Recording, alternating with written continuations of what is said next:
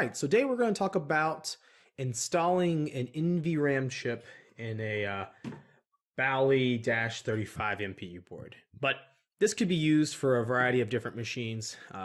In this case, in the early Bally MPUs, they had a specific 5101 RAM chip, and this RAM chip can be socketed in most cases. Now, why this is important? So in these earlier Bally boards, you can see here that there was a battery that was soldered onto the base of the board. And over time, those batteries can become corroded and basically start to spew their alkaline inside the battery, causing to be alkaline damage on the board. In fact, I think I've showed some boards in some prior videos showing just that. In the case here, I want to be able to replace this chip. And the easiest way to do it is to buy an NVRAM that fits the original sockets. But if you've read anything about these earlier boards, sockets that look like this just are not great sockets to deal with. In fact, on this board specifically, I've changed out the sockets here and here for the new ROM chips that I put in for this Paragon unit. So I want to be able to change this chip out, but in order to do that, I've got to take the socket off first. So first, let's pull the chip off, and then we'll get a better look at it. You've seen in the past, I have used this type of chip puller. I won't be using it for this just because this specific chip puller can only go down to 24 pins. So it's between 24 and 40. This is just a little bit too small. So I go back to my tried and true method of just using a small flat head screwdriver. I found this one a long time ago. This Alexander company makes some pocket screwdrivers, but this is just a, you can find these all over the place, just one I've had for a long time. So I just kind of get underneath between the chip and the socket. And then what I'm doing is I'm not taking the screwdriver and going like this. I'm taking the screwdriver and I'm turning it. And by turning it left and turning it right, it will cause the chip kind of just to raise up without having to dig.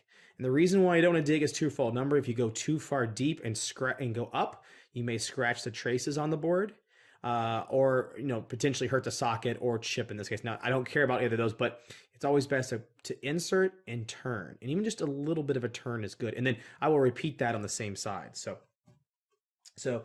screwdriver in, just into and so it falls in that socket, and just a little turn. You see the chip kind of wants to ride up. I'll go ahead and do the other side. A little chip into the chip, and turn, turn, turn. And you can see just very easily that chip pulls out. So this is an old 5101. That's the type of chip, focus, and that made me hard to read. That is one of the original chips that you'll find in a majority of these older games for RAM. Now the reason why we're changing this out is because we don't want to put in their battery either on the board or put a remote battery holder, which are all options as well. But I've got the tools to put in an NVRAM chip, and what I've selected today is from a company called Pinatech, which I'll put their information right there. And this is a 5101 NVRAM adapter. So what this is just you've got just a surface mount 5101 style chip that is has the non-volatile random access memory, and that's going to be in focus. You could focus. I believe in you, phone. There we go. So got this chip, and the other side, it's got some machine pinning. Now the reason why I want to change this socket is not only just because it is, these are not great sockets on these boards, but these machine pins will not fit in here without a lot of force. I don't want to necessarily slam this down and try to force it in. So we do the best thing possible, which is changing that socket. In order to change that socket, I've got to go up to, I believe it's 22 pin. I get my 22 pin sockets out. Let me confirm. I think that is 22. Yep, 22. So we can see here this will fit very easily. So I got my one socket. I don't know why I put that in there, but I did. And I'm going to put these back. Super organized. All right. So I've got my socket. As I hit the camera, got the socket. Need to replace this socket. Couple different ways to do that. You have the tried and true method of using, as I move away, you can use some soldering wick with a soldering gun to pull out the to pull out the chip to get the old solder out, or, and we have not talked about this in a complete tech and tools video, but you have this Hakko FR300 gun. This, my baby. You just have to be careful with this gun because it can be a little bit powerful for some of these older boards, and you may lose through sockets, you may burn traces. This gun is just can be a little bit too powerful. I always keep my setting on my temperature. Focus, please. Focus. There we go. Somewhere between 1.5 and 2. You really don't need any more power. You really don't need any more power than that. In fact, it's a little bit closer to 2 than probably I like it, but just around in that area is basically where I keep it from a power perspective. I've already got it on. I'm also using a tip here. This is a 0.8 millimeter tip. So this is one of the smaller tips they buy. I think if you look it up online, I'll put a description down in this corner of this specific tip. I find it to be the easiest. It wraps across the pin very well to pull that chip out. So let me move the camera down and let's see if we can get started taking this out. All right, so we've got our chip right here. So what I'm going to start doing is using my tool to start to get this old solder out so I can get the socket out. Now, I will tell you real quickly before I do that, and in fact, I would recommend this for these older boards and these specific sockets. You take one of these little shears that we saw earlier, one of these pair right here. It's always best to cut this socket out. The reason why is inside this socket there are pins. And in order to get the socket out as a complete unit, it can be very, very difficult. So a lot of times what I will do is to come in here and actually destroy the socket in order to get to the pins and let the pins just fall out as I desolder. So in this fact, for these older boards, I do this now. Williams boards, Data East boards, even like System 9, System 11. I don't usually take this mentality because the sockets aren't as bad and they will come out a little bit easier, but sometimes you've got those 1 or 2 hanger-ons. You don't want to pry the socket off the board because you'll pull the through holes out as well. So in this case, we're going to destroy this. Let's see if I can make my camera go down a little bit more here. Let's destroy this socket and then expose the pins.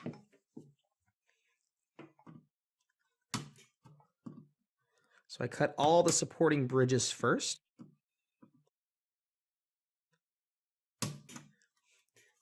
And then sometimes I can just kind of lift up on it and the whole socket will just come out. Just like that.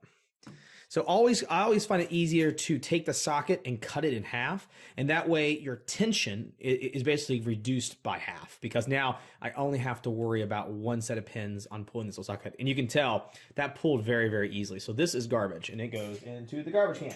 And I completely missed. I'm glad the camera's not the other direction. And now you can see the pins that are sticking through the board. And now I just need to work on getting these out. But before I do that, let's get the other side of the socket. All right, and that came out pretty easily. So you can tell here now, I mentioned, trying to make sure to not get underneath the socket. You can see there are traces that would go underneath the socket, and there are all my pins that I now need to remove. These pins are trash. So all you want to do is to have a healthy through socket that's clean of solder so I can put my new one in. And again, you'll always see there's that little nub at the end. That's your direction for the chip, as well as the socket placement, as well as chip placement. So you know that pin 1 is going to be in this direction. And you can actually see it actually says pin 1 right there. But, all right, so now I've got that done. Clean my work area up a little bit. And now let's get out these pins. So I'm going to start with the FR300, but I will tell you that I may have some problem pins here that I'll have to go back, maybe add some solder, hit it again, and may have to use that soldering wick. So it's kind of trial and error. Not all pins will just magically fall out. Newer boards, you'll find that. In the older boards, not as much. So let's see if I can't get this started. So I'm taking this little point, and I'm actually placing it over the pin on that specific one. I wait for a moment for the solder to start to, do I have this on? Yeah, it is on. To kind of melt.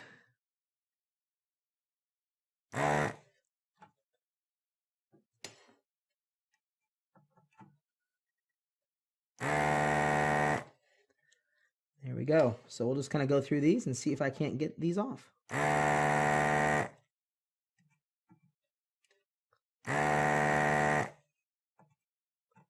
So I'm telling you, just by looking right now, I'm not seeing a lot of significant solder flow around that. This older solder in this area, sometimes you kind of, it won't necessarily be the easiest to focus. So let's see how many I can get out, and then I'll come back and then handle the others appropriately.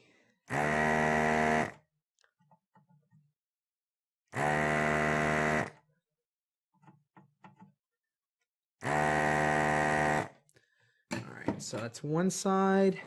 I'm just going to reach under here. I'm just going to give it a light tug and see what falls out.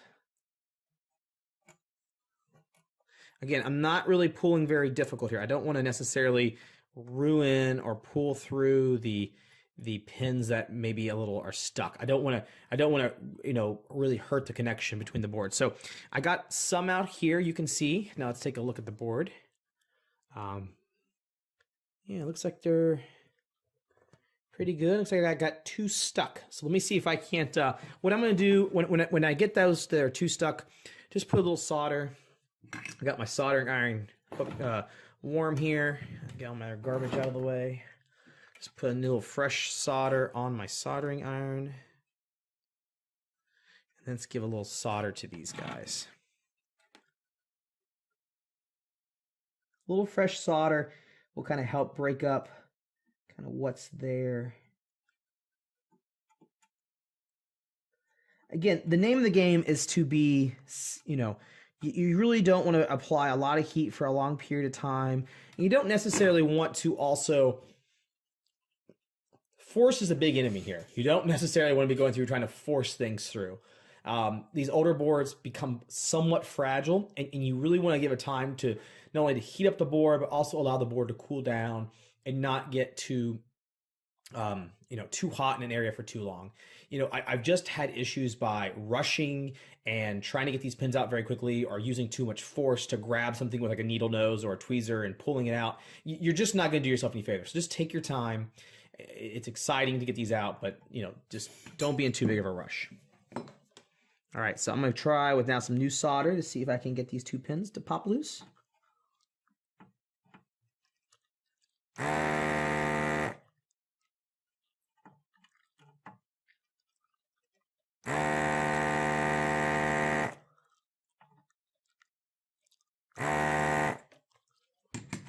Let's see how we're looking here.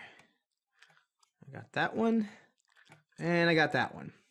I've got one more over here. Looks like the very end. So let's look through again. Everything looks good except for maybe it looks like this this one right here, this first pin right here on this top left. Still feeling a little bit left there. So let's see if I can't add a little more solder to it and get it to pop.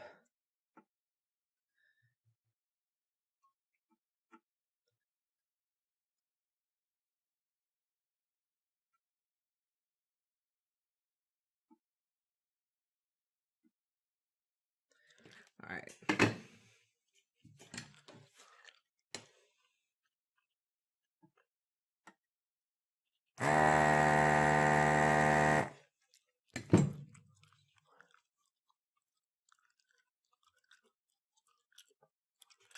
So this one's getting kind of, it's got the wiggles.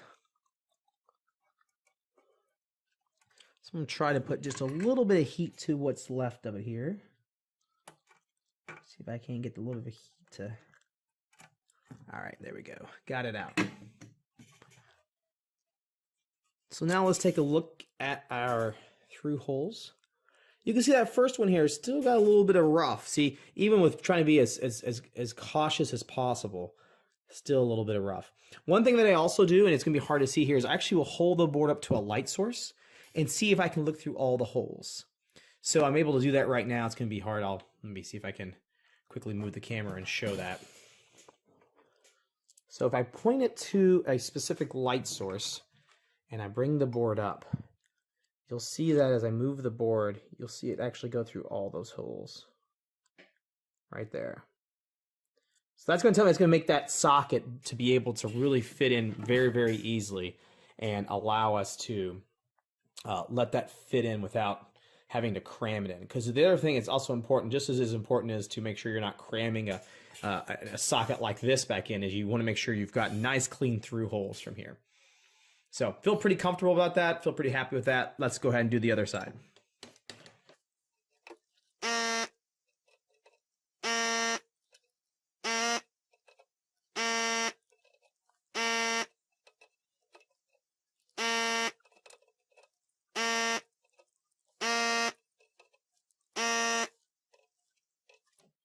I've got a pin here that's kind of laying down on me. So I'm going to come with some tweezers. Just kind of stand that pin back up. It'll make it easier to get down to the solder. There we go.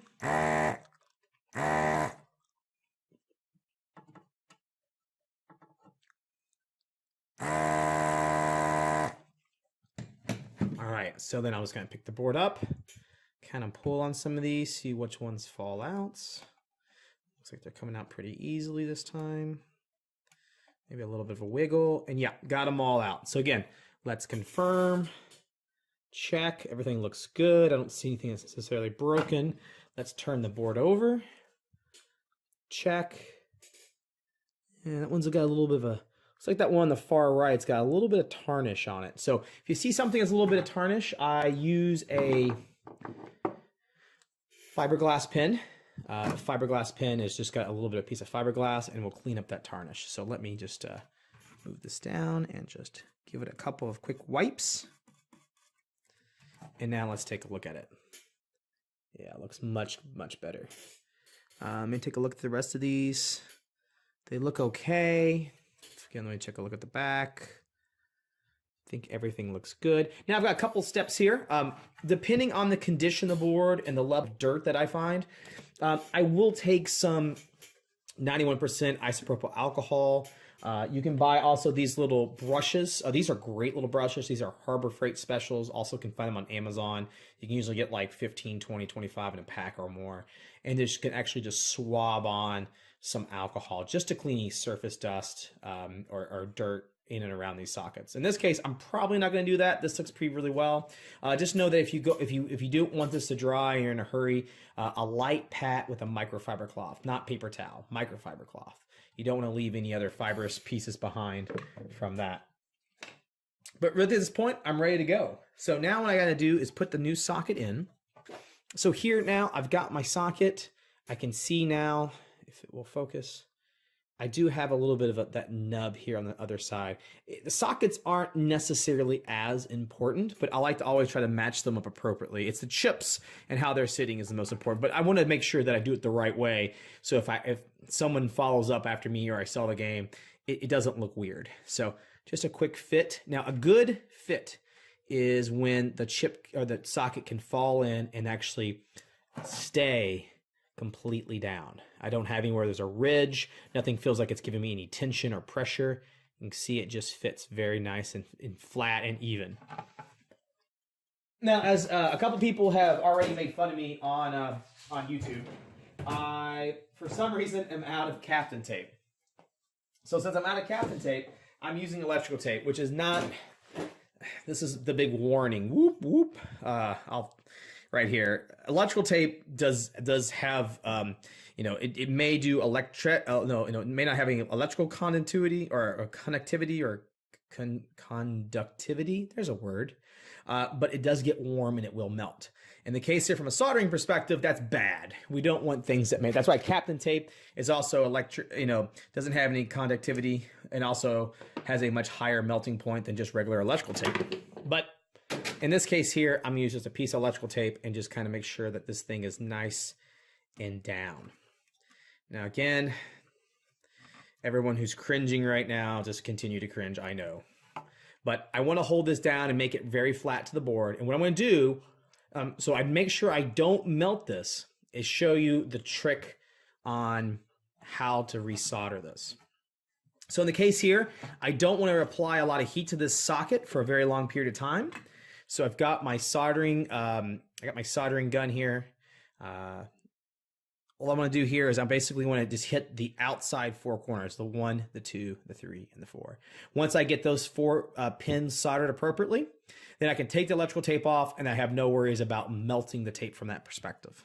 Let's just start here. Remember, we always apply the soldering pencil, warm up the spot, and then come in with our solder. So 1, warm up, apply on the other side. 2, warm up, apply on the other side. 3, warm up, apply on the other side. 4. So now I've got those 4 in. I can now turn the board back over and remove the electrical tape with no worries about this melting or burning or causing any issues. So this is still very cool to the touch. If I'm doing multiple projects, I could save that. I just use Captain Tape because then I don't have to worry about anything. I know that it's in here and it's not going to melt or anything. So now you can see, even though this is nice and flat, it's not going to come off the board. Everything's good. Now I can continue soldering the rest of the pins.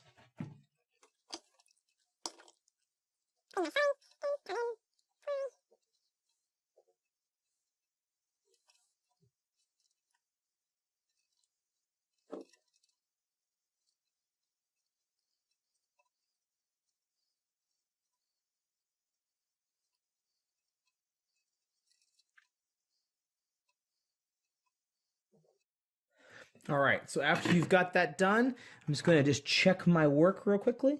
Make sure that I don't have any solder bridges, or if I have a place where maybe I didn't add enough solder, I'm checking for those. I've got a couple here that looks like I'm going to kind of go back and add a little bit more solder too.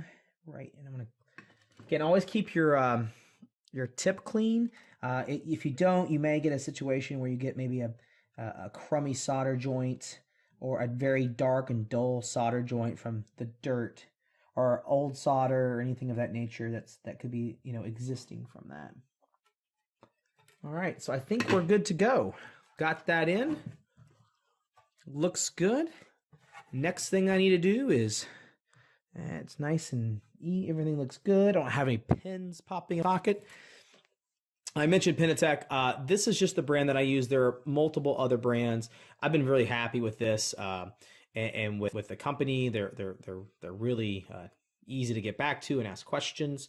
They make these for a variety of different ones. So I keep a load of 5101s, 6116s, 6264s. So there are other ways where you can do this more on the cheap by actually buying some old RAM Trom chips off AliExpress. But I've just been okay with these. These are just simple. I know they're going to work. I know the chip's going to be valid, and it gets me through the issue that I have. So now all I need to do is just take this socket, or take these connector and line it up. Give it a little push, and there we go. Now we have an NVRAM that has been added to here. Everything looks good, nice and tight. All I'll need to do now is to test it in the board, or excuse me, test the board in the machine. So the board that this machine goes to, which is Paragon, is currently going through some other work. So I won't be able to test this right now. There'll be a future video when I'm putting Paragon back together where I'll test this board. But remember, if you're doing this right now by pulling this board out of a working system, remember, you look at your LED sequence. Remember, for these boards, you need 7 flashes before the board starts. If the RAM chip isn't being registered correctly by actually reading and writing data, this LED will lock on, and I'll have to go check, but I think it's either the first or second lock on when it tries to read this chip and stops. So if that happens, what you need to do is go back and make sure your socket, you've got all your soldering connections, you didn't break a trace or bridge a trace, and then you can always use your multimeter to basically do connectivity checks or conductivity checks on your traces to and from your socket. So in this case, that's going to do us today for changing out a socket for a newer socket plus a new NVRAM, and this should last us and last this board for the rest of the time. So this has been Pinball Workshop. We'll test this board later, but for today, this will do us. Have a good one, everyone.